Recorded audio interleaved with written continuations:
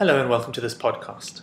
In this podcast, we're going to explore the time apportioned base cost as the means of establishing the valuation date value of an asset as at the 1st of October 2001. The 1st of October 2001 is a significant date because this was the date on which capital gains tax was introduced in South Africa. If you bought an asset and sold it before October 2001, there would have been no capital gains tax effect. However, if you sold it after 2001, there would have been a capital gains tax effect. The purpose of establishing the valuation date value is so that we can exclude some portion of the capital gain from the effect of capital gains tax. We do this by establishing a base cost that is higher than the original purchase price. A higher base cost means a lower capital gain, and so effectively some portion of the profit on sale is excluded from capital gains tax. Now we have three methods of establishing the valuation date value, and those are contained in paragraph 26 of the 8th schedule. First of all, we can use the market value as at the 1st of October 2001.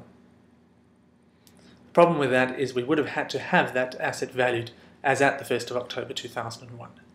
Secondly, we could use 20% of the net proceeds on disposal of the asset. That's easy to calculate, but is not always a desirable outcome. And our final option is that we use the time apportioned base cost, which is given in paragraph 30, also of the 8th schedule. I suspect most students are memorizing the TABC formula and trying to plug in the inputs so as to come out with a valuation date value. In this podcast, I want to show you how the TABC formula works. So let's construct an example. Let's say that we purchased this asset 4 years before the 1st of October 2001. And we sold it 4 years after the 1st of October 2001. And let's keep our numbers simple, so let's say that we purchased it for 20 Rand and we sold it for 100 Rand. Now just looking at that, you can see that the gain on disposal is obviously 80 Rand. And the time apportioned base cost assumes that that 80 Rand increased in value from the date of purchase to the date of disposal. Well, if you look at that 80 Rand in our graph, you must be able to conclude that 40 Rand of the gain relates to the period before October 2001 and 40 Rand relates to the period after October 2001. That 40 Rand in red arose before capital gains tax was introduced, and so it should not be subject to CGT. The 40 Rand in green arose after capital gains tax was introduced, and so that should be subject to CGT. So we want to exclude 40 Rand of the gain from capital gains tax. How do we do that? We add it to the base cost.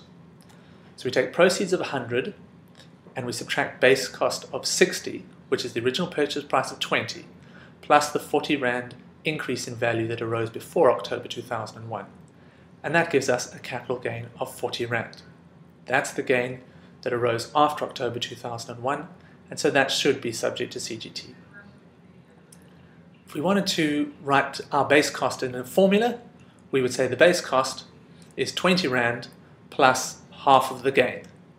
20 Rand plus 100 minus 20 times 4 over 8, where 4 is the number of years before October 2001 and 8 is the total number of years.